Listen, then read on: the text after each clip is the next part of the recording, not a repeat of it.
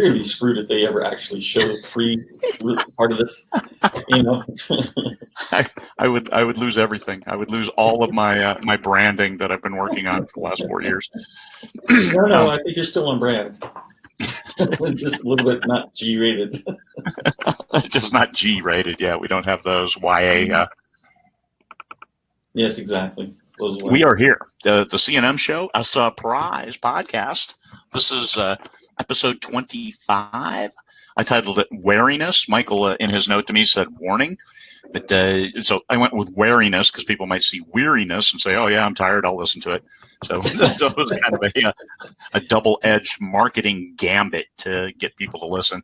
I'm coming to you live from the subarctic where it's 8:10 in the morning and still pitch black outside and 4 inches of snow on the ground and 20 degrees. So this is business as usual, and it is getting cold at 20. That's the warmest it's going to be over the next 10 days. So there we are. What about you, Michael? I'm in the Cave in the Sky, the condo in Las Vegas. Not that far necessarily. We live on the Strip, but we'll 20 minutes from Samstown. I am not nearly as jazzed as you, and I noticed you drinking coffee. So I'm going to claim that my no caffeinated kind of calm demeanor is being horribly overshadowed by your caffeinated spike of energy that you have. That's right. That's right. And I'm wearing the same sweatshirt I was wearing the last time I went live with the Vegas group, and I think that was 2 days ago. So welcome to my world where I can wear the same clothes for a week and nobody cares. I put on this LMBPN thing because I have like a Hard Rock from Frankfurt or something shirt underneath it. Not very well branding, but man, am I comfortable. Yeah, I'm getting warm. All right, wariness. You had the topics that you wanted to talk about today, and please dive right in. Let me see if I can get you solo on the screen. Solo on the screen. No, I people who are trying to be publishers, number one. Yeah. So this kind of came up, and I think one of the things that is happening is people see what others are doing in the space, and they are trying to emulate them without an understanding of whether or not that is part of their personality, is something that they really want to do. And I'll take this example, I've said it before, but a few years ago, there was a really big push for everyone to get their letters. And it wasn't something that I had ever wanted to do, but because it was so prevalent in both 20 books and on KDP and everything at the time, that was the hype for that summer. And I think this is like summer of 2016. And I eventually realized that I was kind of depressed because I felt like I was missing out. So fear of missing out, or FOMO. Once I realized that everybody was going for something that wasn't my mountain, something I didn't want to do, it released the stress that was on my shoulders that I was carrying around. And I want to take this opportunity to encourage everybody to realize, what is it that you want? And one of the things that's happening that I've noticed from at least 2 different individuals is they started down the publishing path, something that LMBPN has done quite a long time ago. But both of them need to get out of it for various reasons. And I caution more people to at least think about this on what does it mean to be a publisher, and whether or not that truly is what you want to be, or is it a fear of missing out situation? Because I can tell you that if money is one of your options, being a publisher isn't necessarily the best choice going forward. You have to love the business and love the different aspects and love taking care of a bunch of different personalities and what they need in their lives as well. So, Craig, I wanted to talk to you about this and encourage people that publishing takes a lot. It takes a lot of funding. It takes a lot of effort. It's going to take you away from writing, and that's really great if that's what you want to do. But otherwise, don't just jump on the publishing bandwagon because everybody else is doing it. I did some publishing in the first 6 months of this year, published a book a week for 6 months straight. And it takes an immense amount of cash to do that. And it takes an immense amount of time to do that right. I was still trying to write, and it was destroying me because I just didn't have enough time in order to review the books and make sure, my name was on the book, and I wanted to make sure they were right. And even for books that my name's not on it, the Dragon's Call series, for example, I'm just publishing it. It's such a challenge to do all of it, and the cash flow, you pay now and you might see money in 6 months, and you need to take care of your authors. So if you want to publish, you have to understand you need to have a lot of money. And also because you're going to take a hit with your own publications. So if you if your publications are providing that source of revenue, well, you have to have a process that then allows you to keep publishing, so you can keep funding your publication business or your publishing business that doesn't involve you, where you're publishing other people. Mm-hmm. So that is something I know Mike, Joe, and I talk about that a lot on the Business of Writing show. You have to manage your cash flow, and that is a significant impact to your cash flow. So I weathered it for 6 months, and then it's like, this isn't making sense for me. 2 years from now, it'll look great. Hey, look at all this money coming in from all these collaborations and all this other stuff, and I'm investing nothing in time or money. Well, that's how you have to look at publishing. You can't look at, holy cow, this quarter I'm going to die, and I still have to pay my taxes because the IRS told me last year that I need to pay this estimated amount, even though I've made nothing. So it's a completely different mindset from self-publishing. Self-publishing, you write the book, you publish the book, you market the book, you make the money, you write the next book, you sell more books. But when you're publishing somebody else, now you move into a management role. It's a different mindset, it's a different approach. Absolutely. So the second one, so hopefully people understand this, is it's not that I'm trying to suggest you don't do it. I'm merely trying to warn you that I'm seeing evidence of people doing it, and they don't understand everything that they're getting into. It's to some degree, it feels like, hey, I'm just going to grab another person and do them like me.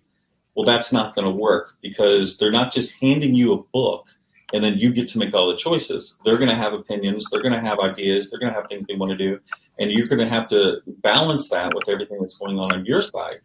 And so as a publisher, you have a responsibility, presuming that you're not going to be one of the, I don't know what we call, like some of those publishers that take money in order to publish a book. Those are, I don't know what we call them. And Craig is locked up on me. So just from that, though, be aware of what's going on. So number 2 was early writers comparing themselves to others who have already hit it out of the park, and worried about that at the moment. And there's a good question. Hey, Craig, I don't know if you are locked out or what, but there's a Facebook user that says, wondering what patterning the shit out of your career would look like for someone more writing focused than publishing focused. And if you go back to early James Patterson, you're going to see he didn't release as many books is part of it. But also just the mindset of James Patterson was doing his own thing. And whether, people thought we need longer chapters, he would do short chapters. He would publish more than what the recommended amount was. I'm back. Can you hear me? Yes, I can. And so I can't hear you. I hope people can hear me. Vanity publishers, thank you. Yes, predatory publishers. Both of those are the ones. Can you still not? No, nothing? Okay. Can anyone hear me, or did I just talkie?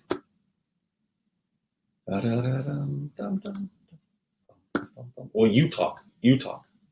You talk.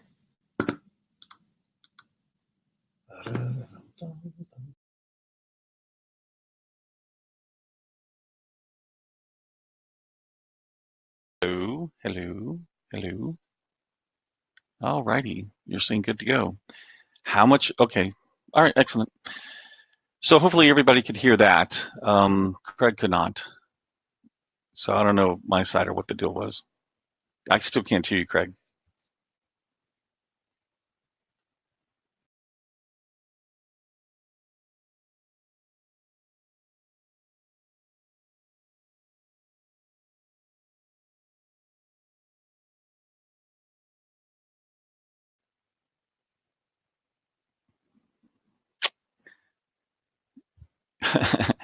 I'm going to drop.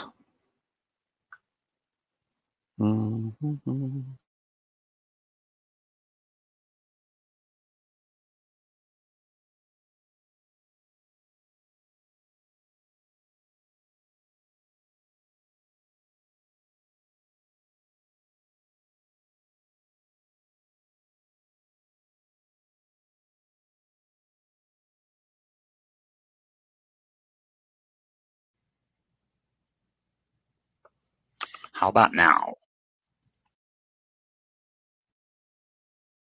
What the hell is up with this software? We're gonna have to get this. Yeah, I can hear you. Okay. It's I lost my internet signal. I'm working off a cell phone, so Oh, okay. sorry about that. But we came back. We came right back into it. So way cool. All right. So, I apologize. I drop it like it's hot. Yes. So vanity publishers, obviously you don't want to be one of those. Otherwise, people will say that. So question 2, Craig, I don't know how much you want to know, so I don't want to duplicate a lot of it. Early writers comparing themselves to others who have hit it out of the park is still happening. Yeah. And, so it's probably, with the influx of new writers constantly, one of the things that we always warned about a long time ago, but still needs to be said is don't compare yourself to others. Either your writing speed, your writing style, any of that stuff. It's always about doing better for you. Create your own mountain, create your own goal. And one of the things that I admire about Craig is he set his goal to hit one book that sells 100,000 copies. That has nothing to do with anybody else. That is just his goal for himself. And he can be successful doing money and all of these other things while still going after that one goal that he has and be happy, because he's always only looking at against himself. And I think that's a really healthy mindset. At least I believe it's a healthy mindset. Oh yeah, yeah. And that's it. I stay focused on that one goal. I've got all these other things I do, of course, publishing books and keeping series going and stuff like that, because that's revenue generation. But I really like your idea of rewriting Fratricide to make it a standalone, to then make it that competitive, that one book that stands above all others. Even though it's number 6 in a series, we'll tweak it up, make it a standalone, and then cast it upon the waters and see how that does, and give it a healthy push, but not spend $100,000 to sell 100,000 copies. Not at all. The comparing yourself to others. I used to say, compare yourself to others until they compare yourself to you. But that's just in your mindset and your attitude of writing a great book. You really need to compare your work with what your readers think about your work, because they're the ones, they vote with their money, and that vote is the one that matters. Nobody else, unless you have a different goal. Because our 20 books of 50K is about a retirement plan. A retirement plan where you don't make any money isn't a very good retirement plan. So I would suggest a goal that also includes some kind of revenue stream. So that's my point on comparisons. But if you sell one more book today than you did yesterday, you're going to be in a better place, and that's something that I think we're all striving for in 20 books to 50K. I know there are some people who write for the love of it and just want to give away 5 more books today than they gave away yesterday, and that's great for them, because they have their other job, they have other things that they do, and this is their goal. So understand your goal. That's so critical, that you understand your goal. And if it changes, if your goal is 10,000 a month and you start hitting 10,000 a month, well, what's your new goal? We don't rest on our laurels. People will set a new goal and then go after it. So it's just, but don't compare yourself. I've seen some good people. Let me mention Rick Partlow. He wrote a Glory Boy first book, published it, and it took off. It sold really well. And he kind of rested on those laurels and took some time off. He wrote book 2, and it didn't sell anything like book 1. And he has since reinvented himself, and now he's on that curve upward and making more now than he did with a book that took off, because of reinventing himself and going after it in a different way. So congratulations for realigning your goals and setting yourself up for a different success. So that I think is the best example of changing and adapting to meet the new world. So one of the next ones is a riff off of a conversation you and I had, I think last week, and that is chart focused accomplishments, the good and the bad of that. And it is something I learned very early on, that I was spending way too much time looking at where am I on the sci-fi charts, where am I doing on this, where am I doing on that. I'm a competitive individual, so. And then once again, I started realizing that amount of stress that was providing me that I didn't need to hold on to. So how could I get rid of it? Well, I said, okay, I'm just going to compare myself to the whole store, where it's not quite as up and down, because you could have, let's say, 10 people got together and did an anthology making a run for the letters. And if that anthology does really well, you just went from number, say, 12 to number 22, because those 10 got stuck in front of you. for the next couple of days. And competition is healthy, but it can also be harmful. And for me personally, it was a little harmful. So I stepped out of that and just said, you know what? I want to be in the top 100. That's where my goal is. And as we come into the Christmas season, which is already hit, you can see it in the rankings and everything. Yeah. I'm going to drop pretty harsh. I think I went from in the low 20s to the 50s last year during this time, 60s even. Yeah. I was able to squeak by and stay in the top 100, which I was happy to do, but it didn't really mess me up as enough because I had the cushion on my goal, top 100. So and that helps because sometimes people might mention something happened in sci-fi, and I'm like, I honestly don't know. Occasionally, I'll know where I am in sci-fi, but generally speaking, I don't know where I am. Yeah. I have the same thing. I just want to be top 100 in sci-fi. I know I can't compete with when legacy publishing comes in and drops a title, or a Heinlein title goes for 99 cents on a BookBub featured deal. I can't compete with that. So Robert Heinlein will jump up in front of me, and some other folks will jump up on their after their BookBubs, but then they drop back down. As long as I'm in there, and also with my full price books, or my new box sets, only $2.99 vice 99 cents when they go on sale. That is providing enough revenue that I know I'm making good money. I'm seeing my books at $4.99 on the same top 10 in their subgenre, with books that are 99 cents for the top 5 of them. So I'm way good with that because just the revenue. When I'm trying to get new readers, you put that first in a series at 99 cents, you drop it, or even free, and you target those readers. You don't want to just cast it out there and say, anybody, please download my book. You got to target them, and that's genre equals marketing. So keep that aligned and keep that going the right way. So chart focused. Don't be so focused on the chart. Like top 1,000, I thought, hey, I always want to be top 1,000, but I was making really good money and dropped all the way down to 1,800. And I'm like, okay, should I really worry about the top 1,000? Because I can drop a bunch of books 99 cents and get back up there, but then I would be losing money. So no, I mean, keep them full price and sell these books, and I'll take 1,800. And then I had a new release and jumped up to 600 overall. And hey, I'm good with that. The highest I've ever made it overall is 236. So, and I know what I'm making. I'm like, holy crap. If somebody is consistently up there with full price books, they're making really, really good money. So with Michael Top 100, if you can stay in Top 100 for all 365 days of the year, you're going to be doing okay. Not too bad. I apologize for that. All of a sudden, as you're talking, I hear this bzz, bzz, bzz. I'm like, and it kept freaking going. And I'm finally like, okay, what is this? And then I realized I had been updating my iPhone for like an hour, and I forgot about it. And it finally caught on. But your point there at the very end was, I felt, the most relevant from our conversation, which is let's look at the money. The ranking is nice. It's an occasional ego boost, but let's look at what the bottom line matters, because I can't eat my rank. I can't take it to McDonald's and buy a burger or wherever, but I can always feed my family on the income that I make. So, we'll go with that. And once again, it's not 20 books to top in the store. It's 20 books to income. So, and more importantly, you can't feed me if you aren't making money. So I have a whole series out just to get money to feed you. That's right. You need to publish more books so you can feed me. The next one you had was Universe Collaboration Meltdown.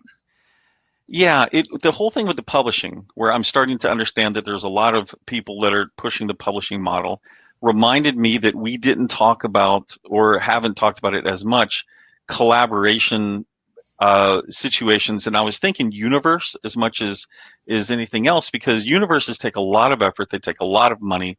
They require to finagle like a bunch of cats, in a room trying to get out from a personality situation. And if you want anything that can potentially, doesn't necessarily mean it's going to happen, but can potentially derail your own writing, creating a universe is going to do it. So there's a lot of challenges with universes, and I don't know how many people are doing them, but I just wanted to encourage you to go into it with eyes wide open. that know what you're getting into, know your why that you're getting into it, and be aware that it's going to take extra time, effort, and everything else from an indie publisher. As an indie publisher, meaning publishing your own stuff. For some of you who are coming to 20 books, perhaps the best choice or the strategy for your company is to get to know the new companies that are going to be there. Meet Amazon, meet Google, meet Publishers Weekly, meet Ingram, meet all of the core companies, Tantor and Dreamscape and Podium, meet all of these people and understand how to better get your products that you're creating with multiple streams of income. Figure out what that looks like as much as bringing in another person. And maybe the other person that you bring in is a part-time virtual assistant to help you do some of those things as you write more books. But you need to understand, do you prefer to be a writer? Do you prefer to do the business? Are you right in the middle? Make some decisions for what you're going to look like in 12 months and 24 months, 36 months. And Universe, from a logistics perspective, you need to have a Universe Bible, or you need to have smart people who have the Universe Bible in their heads. And this is what Michael did with his just-in-time reader team, who embraced everything, read every single book, and then incorporate that as new books enter the universe. They read, they scrub, they adopt, whether it's canon or not, and how do we adjust and make sure it is. If it's not, how do we get it back in where it is canon for the universe, which is a rather significant effort, and also adds time to the publication process, and adds, because you may have to rewrite the tendrils, depending on how they impact the timeline of the universe. You have to incorporate that as well. So writing in a universe, it's cool, but that also is going to take time away from your effort writing. And if that's what you want to do, that almost falls in the same category as trying to be a publisher. You have other people that are counting on you to keep them on track without you dragging around by the nose ring. They have their own ideas, they have their own personalities, and they're their own individual. That's the great thing about being indies is we're us. And so if you want somebody to just write like a drone, well, wait a couple of years and you'll have an AI that can do that. True. There's one comment in here saying realistic, yes, at the same time, find it useful to target difficult goals. And that is something LMBPN has done kind of year over year as we grew. Last year, I explained that LMBPN had a goal of 400 new titles in 2019. We're not going to hit that. In fact, we're going to be a little over 300 by the time 20 books rolls around again. So we pushed. It's probably 50% more than we did the previous year, 40 to 50%. And so we didn't hit it, but what did we learn? And we learned a lot. In the middle of all of this, we took on more backlist as a way to hit that goal. And then, of course, comes the realization, wait a minute, these aren't already previously edited, or if they were not edited to the quality or the standard that we needed with our company. So we had to put them back through editing. And you can't release 50 books. It's like I could dump 50 books tomorrow into the market if we wanted to. Well, okay, we'd have to do the covers, but notwithstanding that, we have the books to do it, but you can't logistically and from a marketing perspective do that. Yeah. So It's like we have the 400 titles, but it's not a good business decision to do it just to hit this 400 book goal that I had placed out there. But we're very aggressive. We learned a lot. We know better what to do and what not to do. We went through a whole thing with legal. That's its own situation that you have to go through with the contracts and the process and operations and everything else. When you're striving to do that many books, it uncovers these challenges we didn't know we needed to know. And so those are just different things that, I would encourage you to be aware of. Yay. Sounds good. Who is bankrolling this is your next question. Yeah, so one of the things that I try to explain it a lot of times. When I started collaborations, and it was with 4 individuals, Craig of which was one, I was making personally my company, which was effectively just my books, was making 6 figures a month, just over 6 figures. So if we made, and we did, $20,000 mistakes, $25,000 mistakes, part of it was, of course, that we could afford to make those big mistakes, so we swung for the fences. Yeah. But even then, even if you don't purposely swing for the fence, you're still going to make $500 mistakes, $1,000 mistakes, or you're going to have books where you've invested $3,000 in the covers. You know the covers aren't getting you the best return. What are you going to do? Well, we could actually say, look, we're going to do it. We're just going to toss this $3,000 aside. Craig and I did this, and new photo shoot, new covers, new everything else that we needed to do. But we were in a position to do that. And I don't think, Craig, enough people realize or think about, do they have the bankroll in order to make the mistakes when they accomplish this? And that's what I wanted to talk about here. Yeah, as I've got some series the first 6 months, right? I had some series that weren't winners, but we looked at them and said, well, these covers are misleading. I've spent $25,000 recovering. So I already invested money on these covers once and spent an extra 25 grand this year on new covers for old books. So that's those revenue streams were already non-existent or minimal. And so I need to rewrite some books for republication. We're pulling them and putting them in new categories and dump them with new ASINs because they're going to be new books. It's going to be a new storyline that's 75 to 90% of the old storyline, which is fine. And we're going to re-roll them. Now the new covers are drop dead gorgeous, along with some of the other series. The new covers are top in the genre. And that is, as you get in the business, if you're brand new and you're looking for your first book and you look at my covers and you say, oh, geez, I want covers just like that. Well, cool. I mean, have your artist do something similar.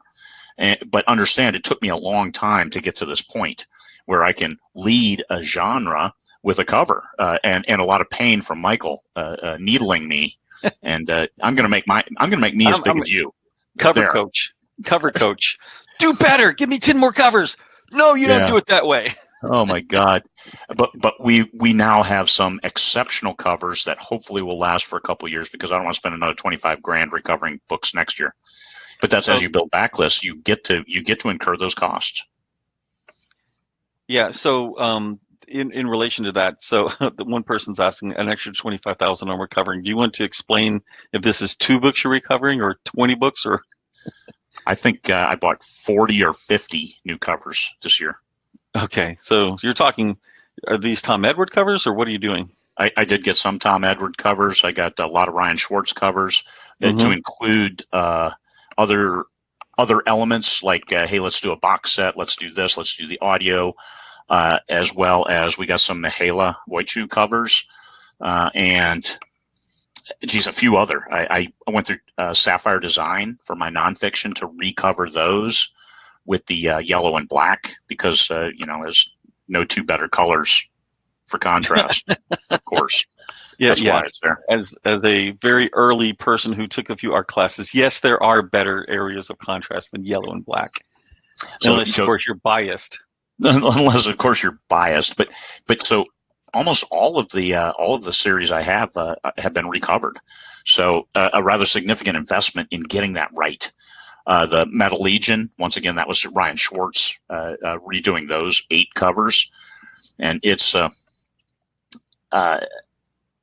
just a different way of looking. So a lot of covers. So it wasn't just 2. My God, I wouldn't say that. No, but to also express it is, you made a company decision to spend the money here in 2019 to rebrand a boatload of your product. Yes. Okay. And also, we went away from all company level decisions.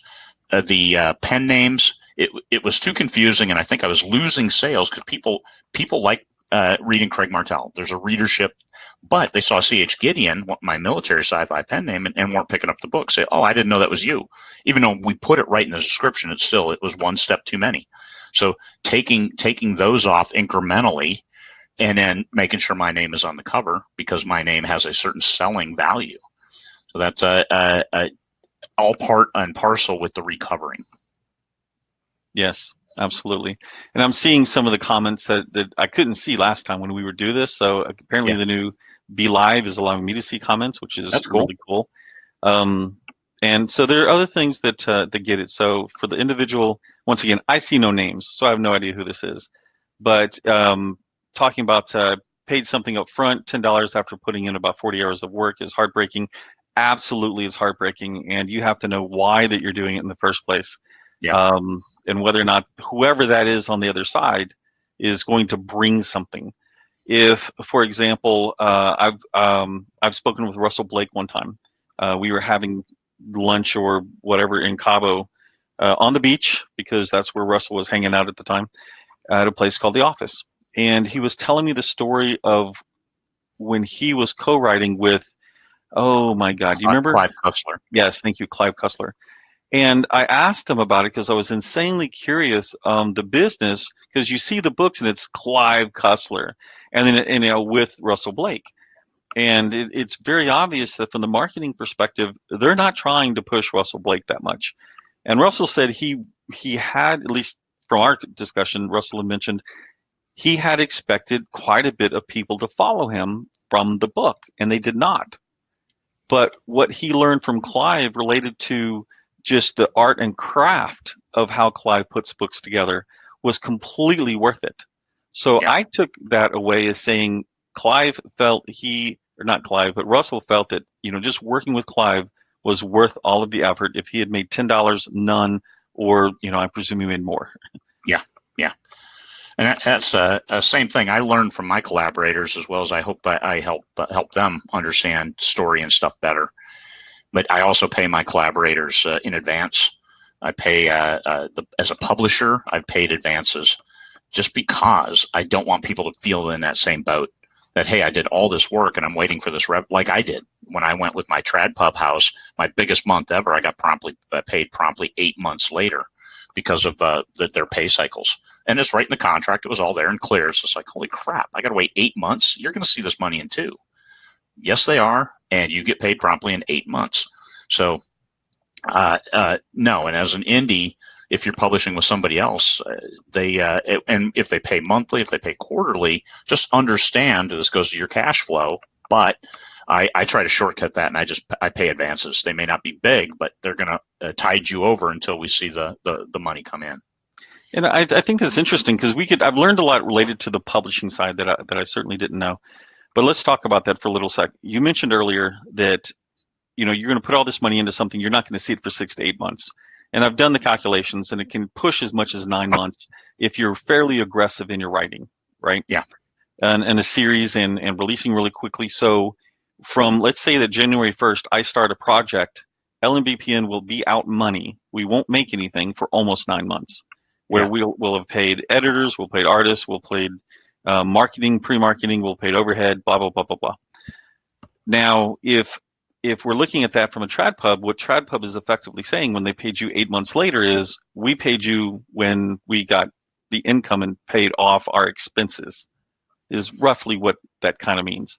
And what bypass the majority of the returns, because the trad pub model is based off hard copies, and they get the majority of their returns within like the next quarter.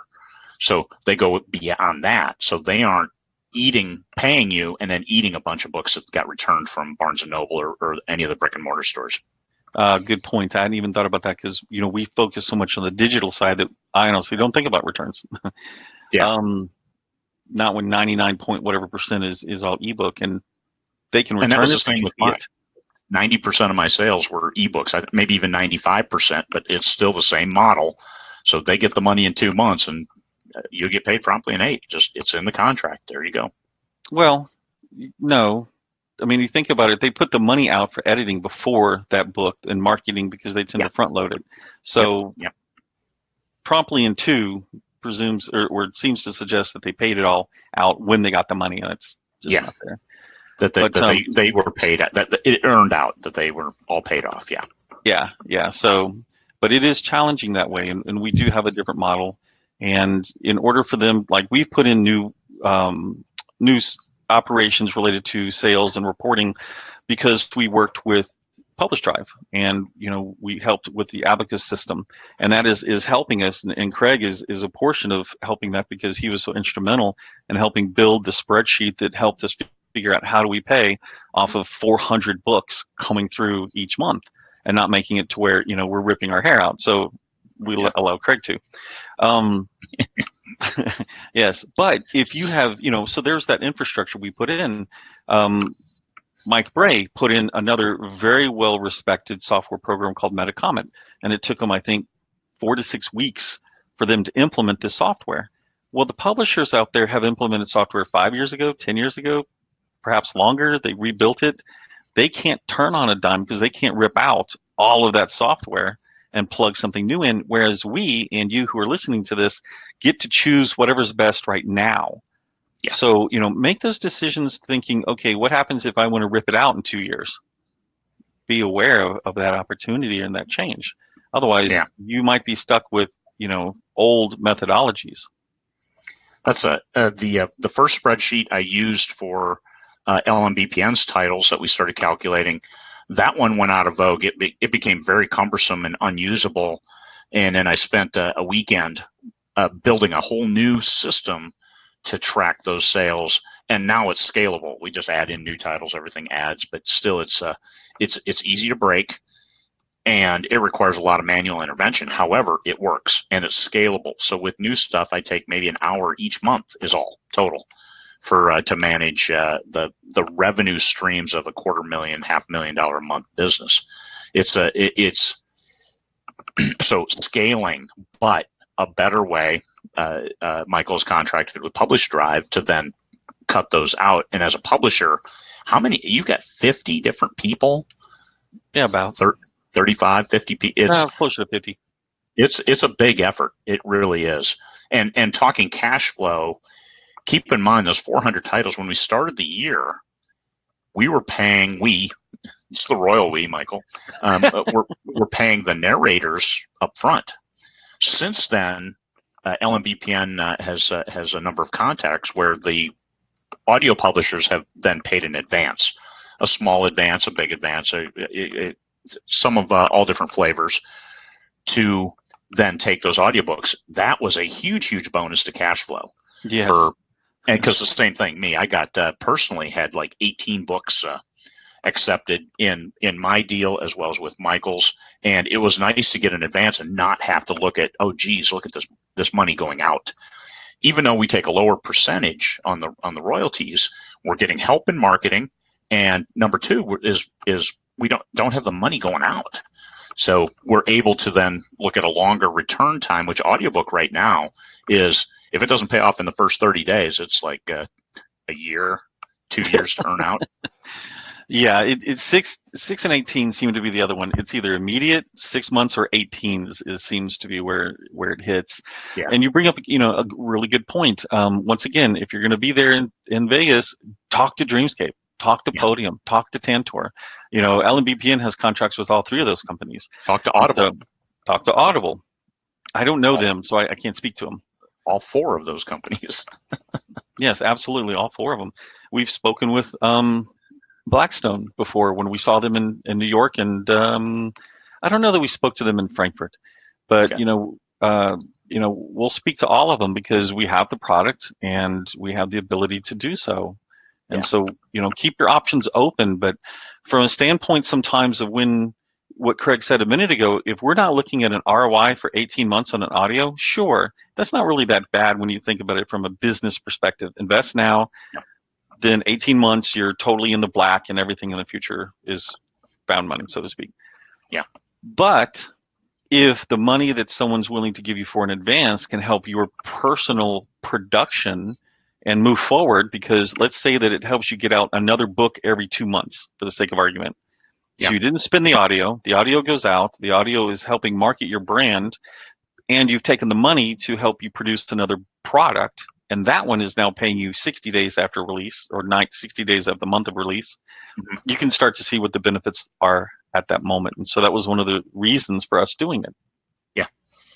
Same with me. It's like, let's do that. And then we can get on with our other things. And that's enabled me. I publish a book now every about 6 weeks.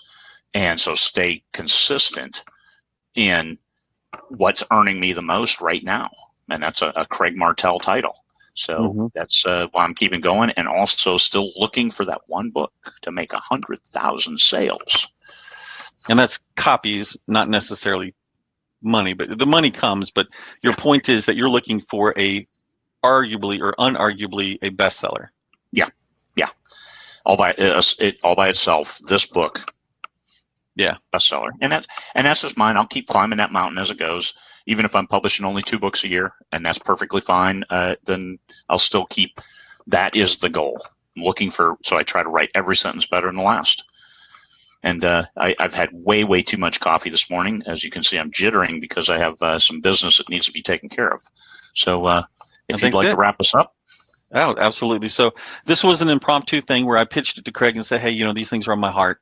I'm starting to hear these things. And when I do, and since I'm so disconnected from social, and if I'm hearing them, it must be probably really substantial out there. And so it was on my heart. I asked Craig. He said, sure. Even though I've told people we're not doing it, let's do it. So thank you, Craig, for jumping in. And these are important points. I mean, because we have people who find themselves teetering on the edge of an abyss. Like, oh my God, I have to write 20 books in a year. No, 20 books at 50K. It wasn't anything about writing 20 books in a year. Yeah. Some of us, the most I ever wrote in a year was 13 all by myself. And that was before any conferences, outside of any other stuff. All I was doing was writing, and I got 13. I know Amanda Lee writes 24. She writes 2 a month. She has a very regimented routine. She was just on the SPS Live, so please catch that broadcast, that podcast, and listen in to her process, which is very, very disciplined. Probably the most disciplined of any I've heard of. Nora Roberts publishes 4 books a year religiously, and her routine is very regimented.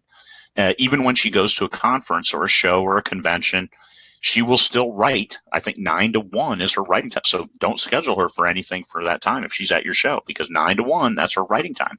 So just all of those things. Compare yourself to yourself. Do what you need to do to satisfy your goals. Have your stretch goals, the big ones that, hey, I want to be this. It's best if goals are within your control. Also, keep in mind that my 100,000 sales, that's not in my control. Writing the book that hopefully will warrant that is within my control. So, like, write a better book, and better is relative. Once again, it's the readers who determine if it's good because they vote with their money, and maybe making it easier on your editor, maybe get a better cover, those things in your control. And better, everything is relative. It really, it depends on a little bit more than yesterday, like sell 1 more book. Is that in your control? But you can start 1 more ad on Amazon. That is in your control. Like, maybe do better ad copy, study what Brian Meeks puts out, and how on his Facebook group, how people write their posts as they practice writing ad copy. There's a lot to that. And I think the study said that people buy books off ad copy more than the cover. The cover gets them to look at the ad copy, and that's your blurb. And the blurb is what sells the book. And if you can hook them above the fold, then you can get the 1 click. And that is the nirvana of advertising and marketing, is getting them to click your book off what's above the fold in your blurb. So that's all within your control to do better, because you can change your blurb every day if you want. That's the great thing about Amazon. You have that interaction, that flexibility. And as an indie, you can do that. If I wanted to do that with my Trad Pub series, I have to contact them and say, hey, let's try this blurb, and then they'd get it. And maybe once every few days we could tweak it. But when you own the Amazon author account, you can do whatever you want. Absolutely. So thank you very much for anyone who's watched this and enjoyed it and sticking with this to the end. But you guys take care. All right. Peace, fellow humans. Stop.